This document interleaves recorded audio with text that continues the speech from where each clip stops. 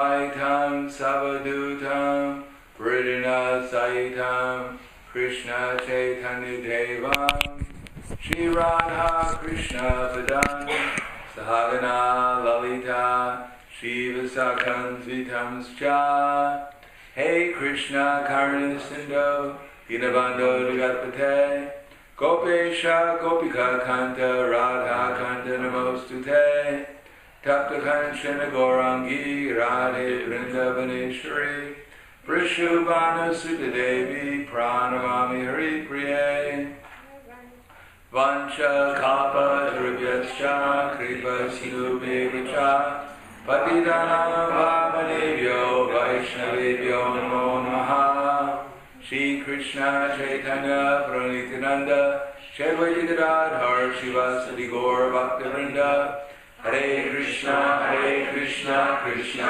Hare Hare, Hare Rama, Rama, Hare Hare. Om Namo Bhagavate Vasudevaya. Om Namo Bhagavate Vasudevaya. Om Namo Bhagavate Vasudevaya. Om Namo Bhagavate Vasudevaya. Om Namo Bhagavate Vasudevaya. Srimad Bhagavatam, Canto 3, Chapter 4, Vidura approaches Maitreya, text number 26. Uddhava Vacha Nanute Tattva Samradhya Rishiko Sharavon Nitike Sakshad Bhagavatadishto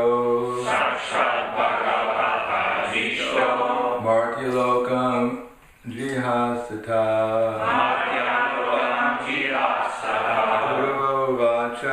Uddhava Nanute Tattva Samradhya Rishiko Sharavon Tike Sakshad Bhagavatadishto Martyaloka Jihasata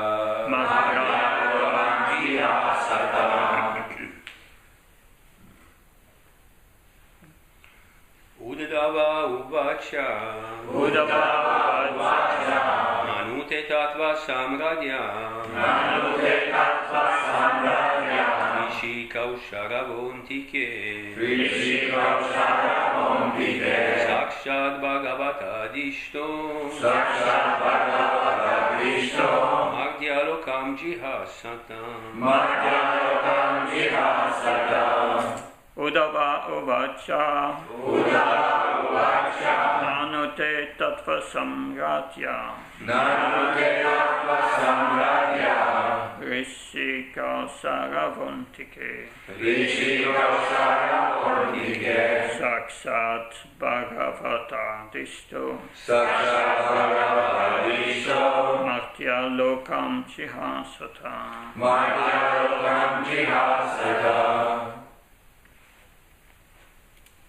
Ladies. Uddhava Uvacha Nute Tattva Samradhya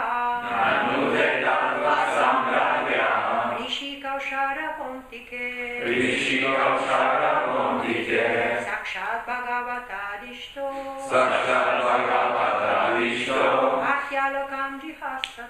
Martyalokam Jihasata Uddhava Vacha Uddhava said Nanu however Te of yourself Tattva Samradhya one who is worshipable for reception of transcendental knowledge Rishi, learned scholar. Kausharava, unto the son of Ku Sharu, unto the son of Kusharu, Maitreya, Maitreya, Antike, staying nearby, Sakshat, directly, Bhagavatam, by the personality of Godhead, Adishta, instructed, Marti Lokam, mortal world, Dihasata, while quitting. Translation and purport by His Divine Grace, A.C. Bhaktivedanta Swami Srila Prabhupada. Shri Uddhava said, "You may take lessons from the great learned sage Maitreya, who is nearby and who is worshipable for reception of transcendental knowledge. He was directly instructed by the personality of Godhead while he was about to quit this mortal world." Please repeat. Shri Uddhava said, "You may take lessons from the great learned sage Maitreya, You may take lessons from the great learned sage Maitreya, who is nearby and who is worshipable for reception of transcendental knowledge. He was directly instructed by the personality of Godhead while he was about to quit this mortal world." Purport. Although one may be well versed in the transcendental science, one should be careful about the offense of Madhyada Yatikrama, or impertinently surpassing a greater personality. According to scriptural injunction, one should be very careful of transgressing the law of Madhyada Yatikrama, because by so doing, one loses his duration of life, his opulence, fame, and piety, and the blessings of all the world. To be well versed in the transcendental science necessitates awareness of the techniques of spiritual science. Uddhava, being well aware of these technicalities of transcendental science, advised Vidura to approach Maitreya Rishi to receive transcendental knowledge. Vidura wanted to accept Uddhava as his spiritual master, but Uddhava did not accept the post because Vidura was as old as Uddhava's father, and therefore Uddhava could not accept him as his disciple, especially when Maitreya was present nearby. The rule is that in the presence of a higher personality, one should not be very eager to impart instructions, even if one is competent and well versed. So Uddhava decided to send an elderly person like Vidura to Maitreya, another elderly person. But he was well versed also because he was directly instructed by the Lord while he was about to quit this mortal world. Both Uddhava and Maitreya were directly instructed by the Lord. Both had the authority to become the spiritual master of Vidura or anyone else, but Maitreya, being elderly, had the first claim to becoming the spiritual master, especially for Vidura. He was much older than Uddhava. One should not be eager to become a spiritual master cheaply for the sake of profit and fame, but should become a spiritual master only for the service of the Lord. The Lord never tolerates the impertinence of Madhyada Yatikrama. One should never pass over the honor due to an elderly spiritual master in the interest of one's own personal gain and fame. Impertinence on the part of the pseudo-spiritual master is very risky to progress the spiritual realization.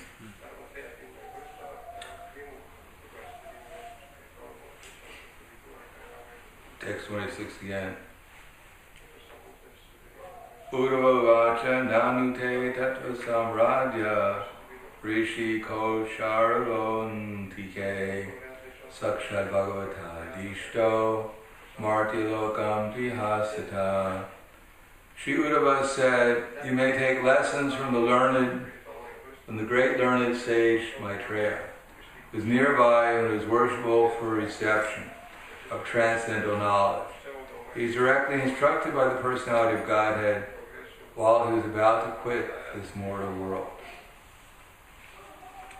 Namo Vishnu Padaya Krishna Prastaya Bhutale Srimate Bhaktivedanta Swami Namane Namaste Saraswatam Deve Gauravani Pracharane Nirvishesha Srinivadi Paskacharade Sakarne. Here in this particular verse, transcendental discrimination is emphasized, and Prabhupada calls this transcendental techniques of awareness of the techniques of transcendental spiritual science.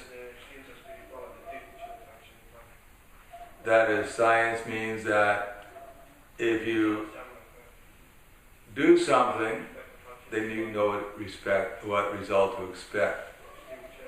Just like if we get a material body, we can expect that the body is going to change. And that the soul within the body is not going to change. If we examine any body in any part of the universe, we'll find that every body has a body that's changing. But in everyone's body, there's a soul and a super soul, and they're not changing. So that's science. It pertains to everyone at all time. So similarly, there are other techniques of spiritual science that also pertain everywhere for all time. And those are the parts of our philosophy.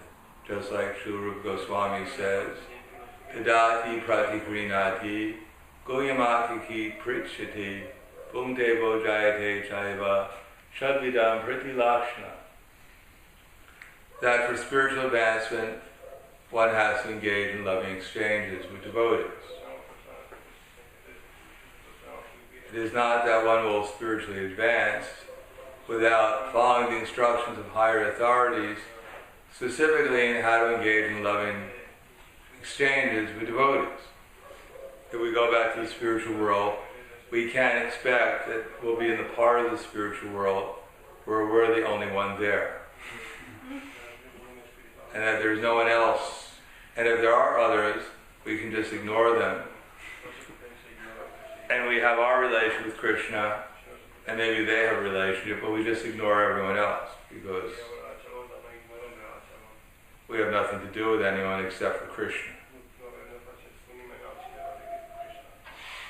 As Krishna tells Arjuna, that one who claims to be my devotee is not my devotee. The one who claims to be the devotee of my devotee, he's actually my devotee.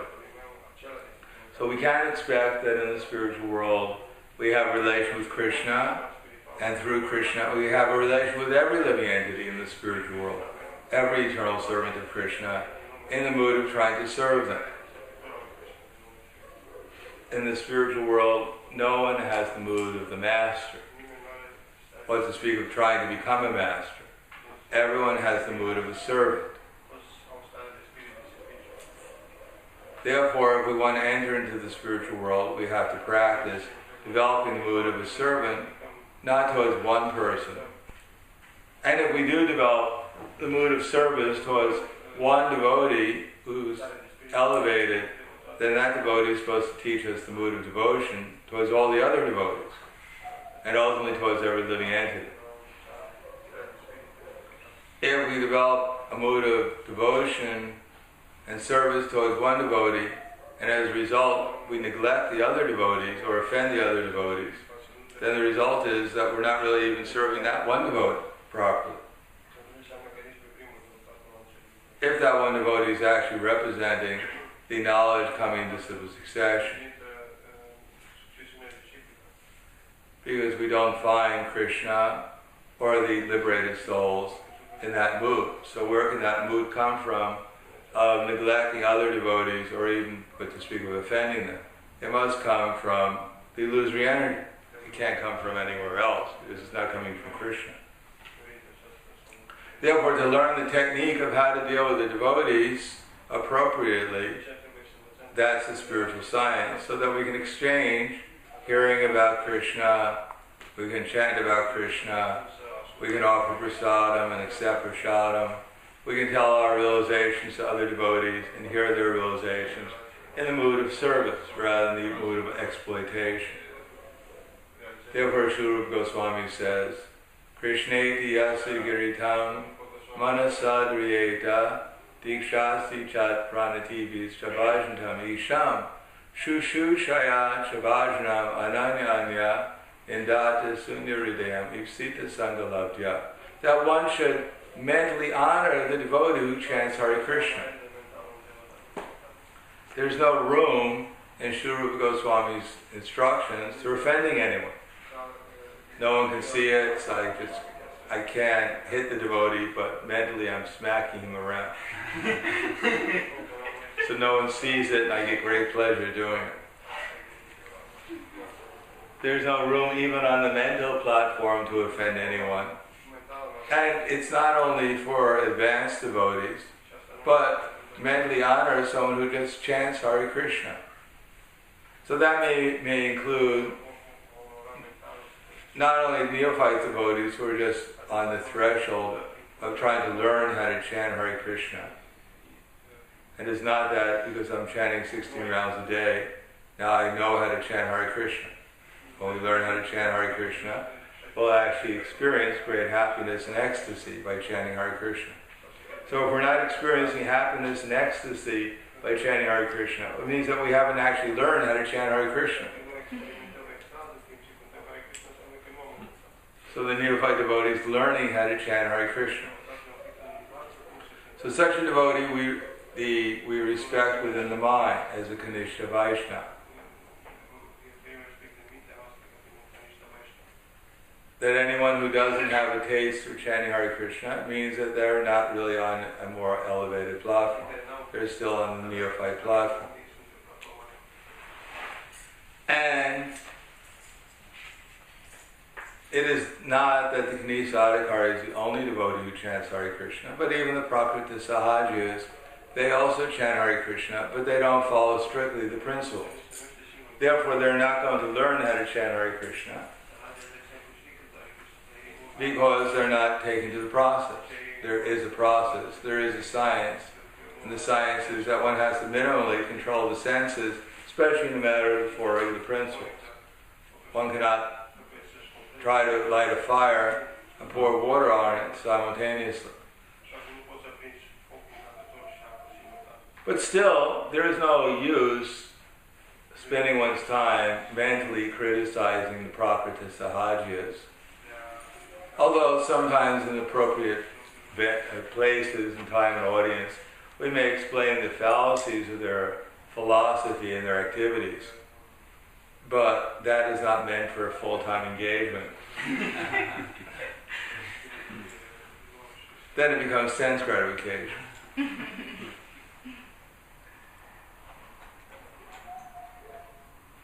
Because the aim of the Hare Krishna movement is not to speak of the Prakriti, to think of the Prakriti Sahajas, or the materialists, or the demons. It's meant to help us think about Krishna. And even if we do explain about the philosophy of the Prakriti Sahajas, it's to help us become more fixed in our relation with Krishna and avoid the mistake in their philosophy and their activities. For that platform, one learns respect. So respect must be the minimum of our consciousness. We may not feel great love and ecstasy every time we see the devotees, but at least we should have some idea of what respect is so we don't wind up criticizing them. Obviously, respect is better than criticism on the gradation of love.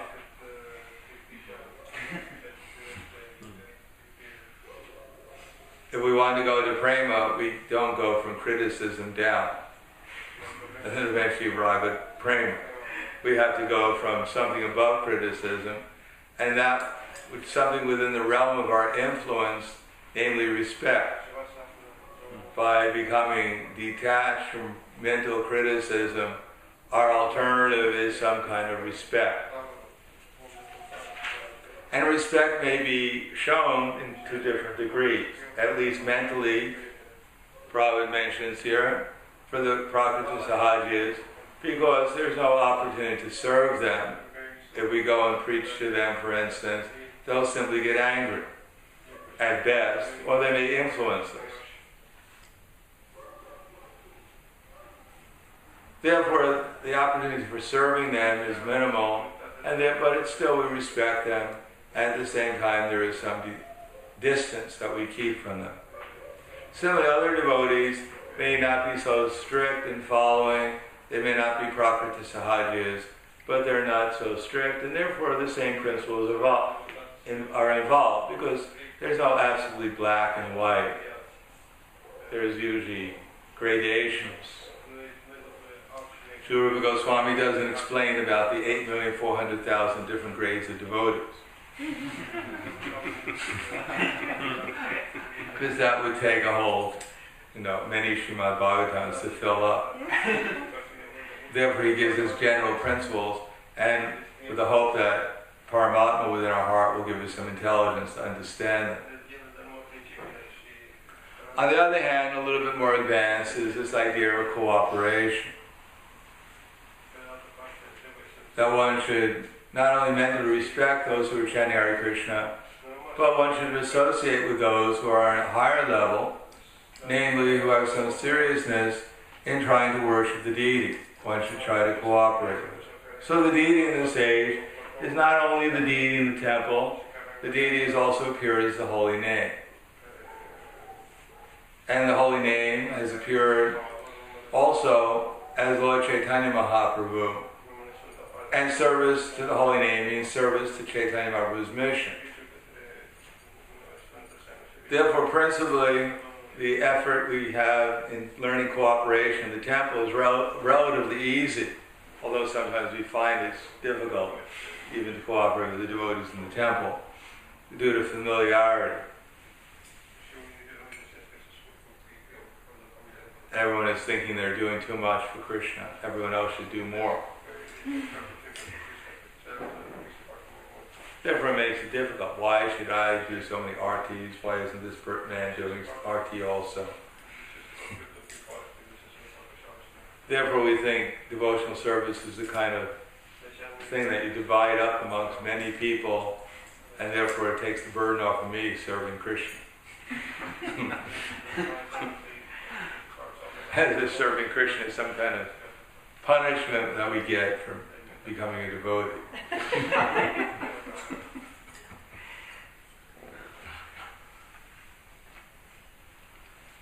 In the spiritual world, it's not that the queens are thinking, my God, I'm doing so much service.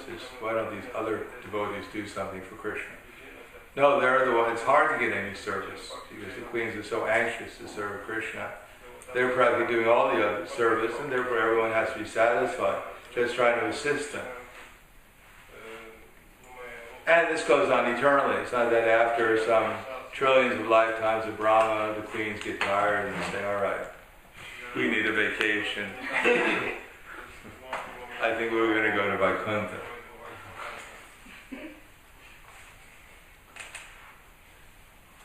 Call Garuda. Now they're becoming more attached to Krishna. There's no lessening of attachment. So to learn cooperation of serving the Krishna in the temple, but that cooperation is at the end because there are more people in the world than just the devotees, present devotees. We're supposed to cooperate with each other to spread the Sankirtan movement. And the Sankirtan movement, the basis is simply that Krishna is the Supreme Personality of Godhead.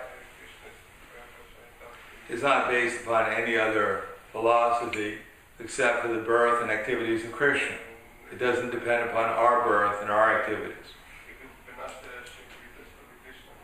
It's not that we should be so much attached to exactly what I have to do and where I was born and my qualifications, and therefore everyone else should fall in line with what I want or what I think.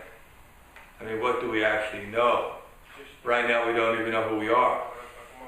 and we're convinced that, how can we be convinced that my ideas must be the absolute truth? Because if we had any knowledge, we know who we were. But since we don't, we can't be 100% clear. Exactly my understanding, even the scripture, is 100% accurate. What to speak of when I'm not even quoting from scripture or even seeing things through scripture, but through my experience, my profound experience over 40 years. And even if it's not, what to speak of, it's not even from my experience, it's just from my mental feeling. My feel, and you should all surrender to my feelings.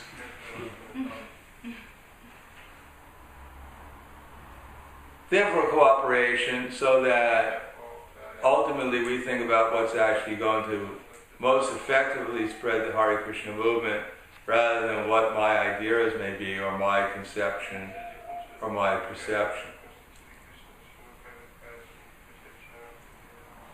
Then, if one actually learns respect for others and learns to cooperate, then one will get the best opportunity to hear what actually the great souls are saying, because that's what they're saying. That's part of at least what they're saying. But if we can't learn the first elementary things that they're saying, because after all, it's Srila Rupa Goswami, he's giving us this instructions. So it's not like we have to wait to find a great soul to get some instruction. But he's already giving us the instruction. And then we'll become more receptive, as he says, for those who are advanced in undeviated devotional service, and whose hearts devoid of the propensity to criticize others.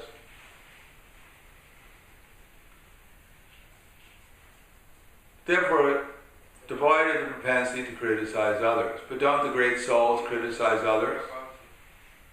Well, from our point of view, what criticism means, maybe. But obviously there's some distinction between the great souls, how they criticize others, and how a normal person generally criticizes others. One is actually advanced in unalloyed devotional service, then one feels love to all living entities. Just like we don't consider that a mother, when she tells her son not to put the hand into the fire, or if he does put the hand in the fire, she chastises him. So we don't say, why is the mother criticizing this poor boy? Because nowadays they may say like that, because it's called the yuga. Nowadays in America, sometimes the children, if they're chastised by the parents, they call up the Child Protection Service. And the Child Protection Service comes and arrests the parents for child molestation, child abuse. But in a normal civilized society, which is not really, more or less historical, in previous civilized society, then it was considered normal that the mother would sometimes chastise the child in order to help him know what's to be done and what's not to be done. Because Kalo Sudra Sambhava, everyone is born in ignorance, they have to be trained. If we follow our dictation or our senses, if someone's about to walk over a cliff and fall down, and someone says, stop, you're about to fall over the cliff, and someone else is there, why are you criticizing that?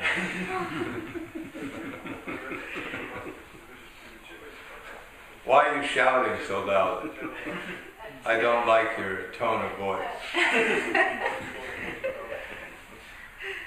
And he goes, well, he just died. Well, at least you didn't criticize him.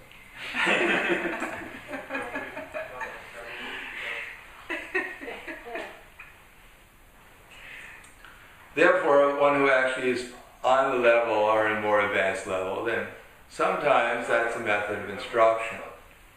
It's not that Krishna told Arjuna, my dear Arjuna, now I've given you all these instructions, you've become a pure devotee. Now give up all your violent activities.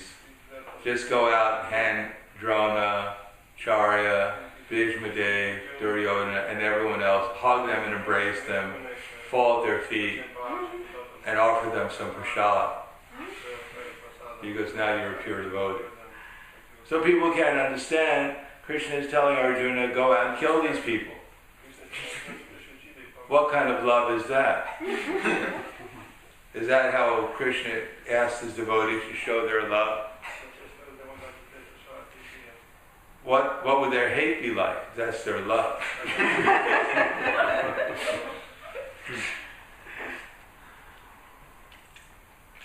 But people don't understand because they're on the bodily concept of life. They don't know what the purpose of life is. Therefore, they don't know that when Arjuna was acting on behalf of Krishna, they were being benefited. Actually benefited from the spiritual point of view. Whether they went back to the spiritual world, some of them, or they went to the heavenly planets, that obviously would depend upon their consciousness. But in any case, it was not an ordinary situation, because Krishna, the Supreme Personality of Godhead, was present on the battle of Kurukshetra. Similarly, if Krishna's instructions are present, if Krishna is actually present in someone's heart, directing someone, then they may know actually what to do in order to properly guide people. But it is very risky to assume that I'm an unloyal, that because I have some position of authority and therefore I have a perfect right to do anything and everything to my subordinates, because I'm obviously an unalloyed devotee. Otherwise, how could I have this position? And my heart is obviously devoid of the propensity to criticize others. Otherwise, how could I be so exalted? So we can see in Prabhupada, he was very careful, and even how he dealt with his disciples. One time, Jadharani Devi Dasi wrote to Prabhupada and said, Prabhupada, she was doing some paintings, rather elementary style of paintings, and then she wrote to Prabhupada and said, I want to get some training how to become an expert painter. So, more or less how I can become famous.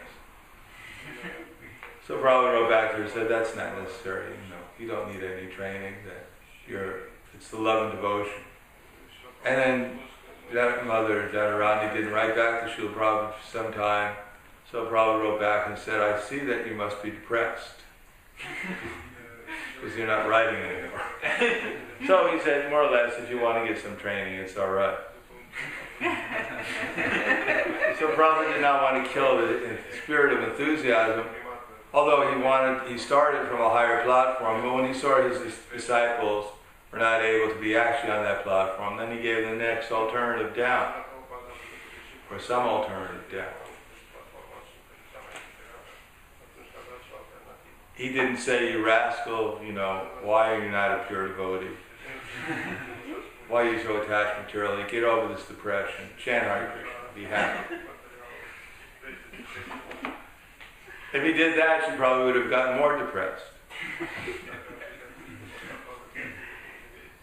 So it takes some transcendental discrimination expertise, which cannot be just begotten by giving some service, just like one does not automatically become a Brahmin when he's given a sacred thread. The sacred thread touches the body, one becomes electrified with spiritual energy. All the good qualities of the devotees develop within. And the sinful activities go to his poor spiritual master.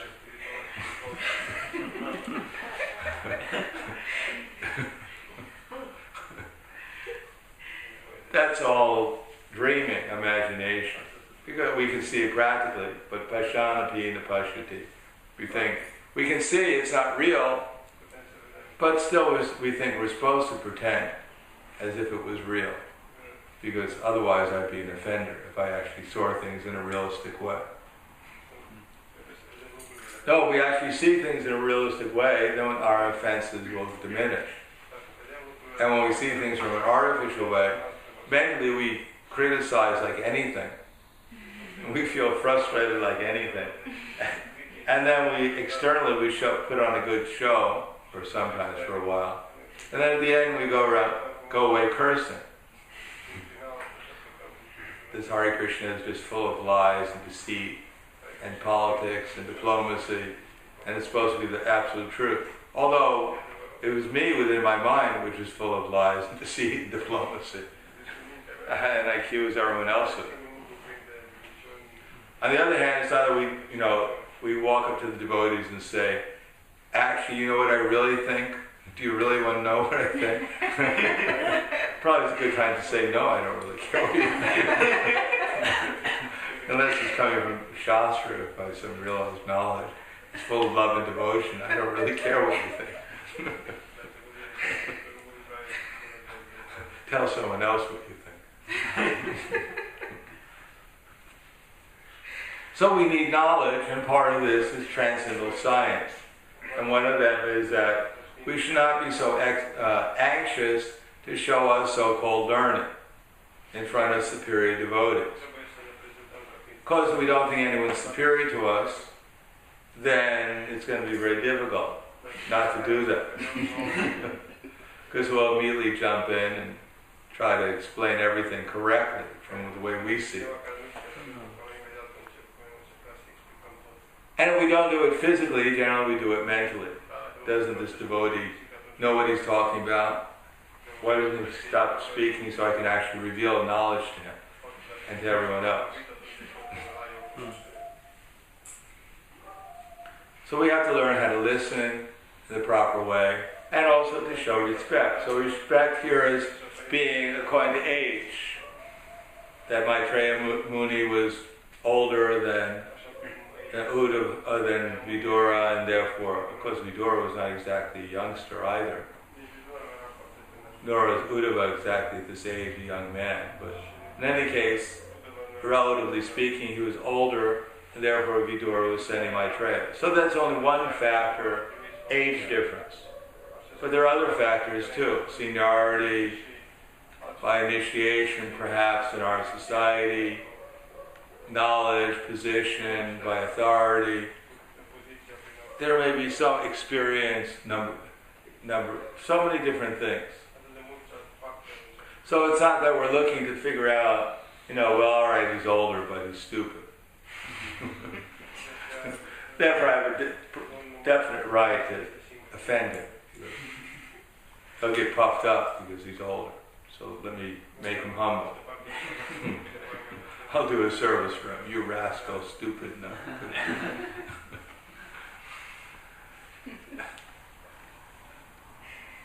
That's not a very good attitude to take. Instead of trying to find reasons, meditating on how to respect others, which will actually provide an opportunity to develop a service attitude, then if we try to figure out how we're superior in every way, then the result is we'll simply take everyone, break them down, and even Krishna. We'll find some reason why we feel superior to even him.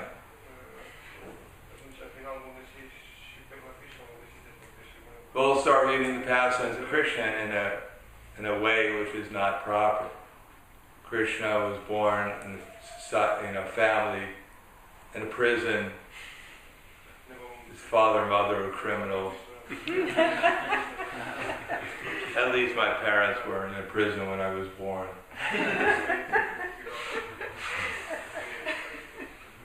Krishna, he killed his nurse. At least I think, I was non-violent. I wasn't so sense of mind control, but I wasn't so violent when I was younger. We'll find some reason to criticize Krishna even. One devotee came to Prabhupada and said, Prabhupada, everyone's criticizing. So Prabhupada said, well, that's all right. He said, no, you don't understand, Prabhupada, everyone's criticizing. So Prabhupada said, they even criticize Lord Chaitanya, so why should you be so concerned? And the fact that everyone's criticizing.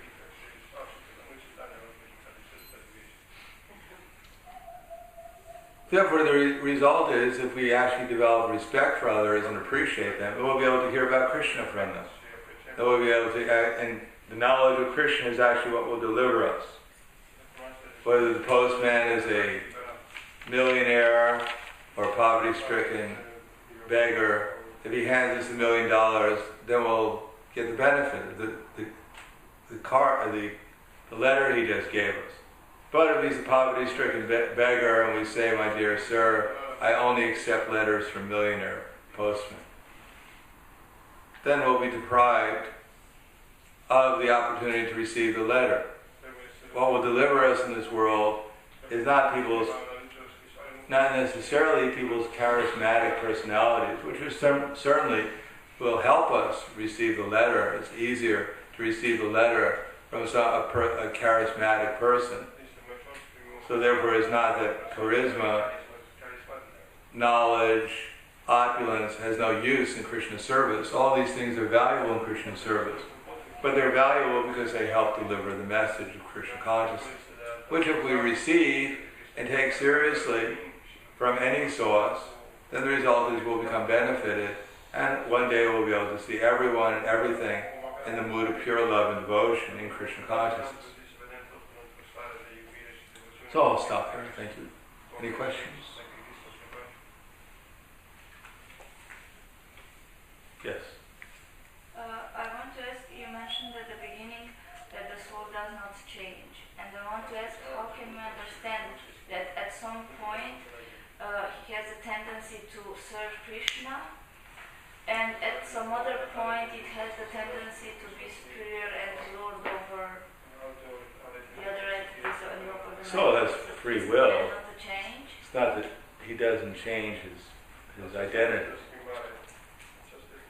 Just like we're thinking we're a human being, whatever, male, female, black, white, American, Russian, Romanian, whatever.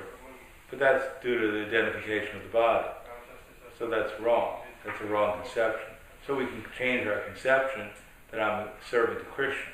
I'm not supposed to be the servant of my mind and senses. So that's a change of conception. But it doesn't change who we are. By changing our conception, we don't become someone else. So it's not that the soul is a dead stone. He has no consciousness. He has no feelings. He doesn't change anything. Everything is exactly the same eternally. It'd be rather boring. Every day you meet Krishna, he's exactly the same. Exactly the same cowards in the front when he comes home at night. Same coward boys on this side. Krishna plays at exactly the same tune. Exactly the same person comes out to greet him. Everything's the same all the time. That's not what it means. Nothing. Our identity doesn't change. Everything else about the soul also changes too. Our experiences change.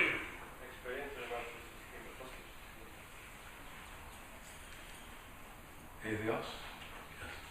May I please ask, how can we deal with these critical thoughts that anyway we have, for example, for the devotees, they are coming there, and how to deal with them? Don't deal with them. If you don't deal with them, they won't deal with you. The best thing is superior knowledge. To not to deal with them. To see, even when they come, you can think exactly the opposite. They may be true, though. There may be some validity in them. It's not, but one should see from the higher platform also.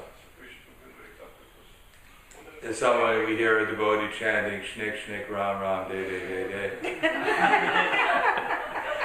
It's not what we should think. Oh, this is too critical. Actually, they're chanting pure love and ecstasy. So we shouldn't be unrealistic. But we shouldn't think, oh, this rascal devotee, I always knew he was in Maya. That's why he offended me 3 years ago. I have perfect right to now take absolute revenge upon him. It's all God's mercy that I heard him chanting in such a way.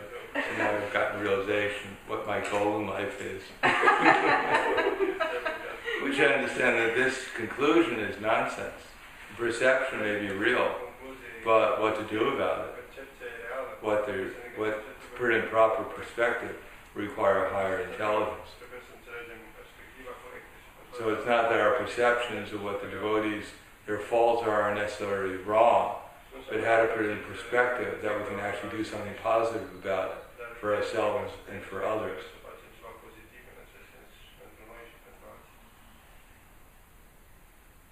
And sometimes it just means that we don't do anything. We hear someone chanting, Shnik, Shnik, Ram, Ram, Day, Day, Day, and then we go around the whole, everyone, did you hear this devotee chanting? I think I'm the defender of purity in the movement. Warn them, don't get near this devotee. His association is Maya. I heard him chanting. You know, be warned.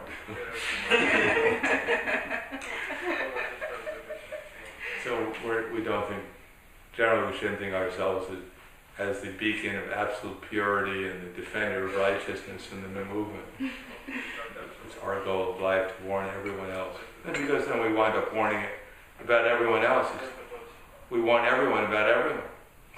Like Ramachandra Puri. ISKCON's Ramachandra Puri. We go around warning everyone, finding faults in everyone. Yes? I want to ask regarding this question, how to explain this knowledge to others without being puffed up. Because I noticed that if we are proud of the knowledge or the things that we know and we try to explain to others, then they will reject it and they will not take not even a hint or what's good in it, Well, that means if we're puffed up, we won't be able to explain it to others. Because we haven't even explained it to ourselves. The beginning is humility. So we think it's our knowledge. You know, like the postman, he hands the letter and says, by my mercy. Here's the letter. Please bow down first before I touch you. Because by my kind mercy, I'm giving you the letter. And whatever is in the letter, please take it as my mercy also. Because without my delivering it, you would never get the letter. No, it's not our message. And we're not even in charge of delivering it. We're simply an instrument. We've just agreed not to be in Maya, that's all. And therefore Krishna is able to utilize his body and mind because we're not interfering in his service. And part of that, he's delivering the message. And we get the opportunity to simply watch him do it. So we start taking over his position, thinking that we're doing it, and that it's our mercy, we're delivering others. Then we're in Maya, that's all. We've allowed Krishna to do something, but we haven't really accepted the fact who's actually doing it.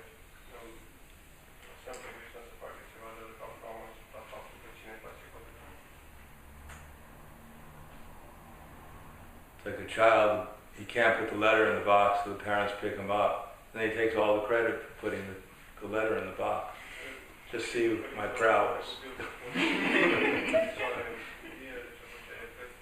Without the father, he couldn't do anything.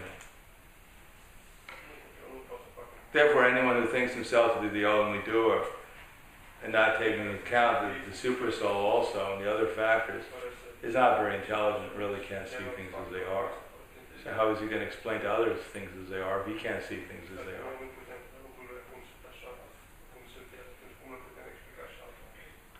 And we'll stop there. Thank you very much. Radha Srimad Bhagavatam ki jai. Srila Prabhupada ki jai.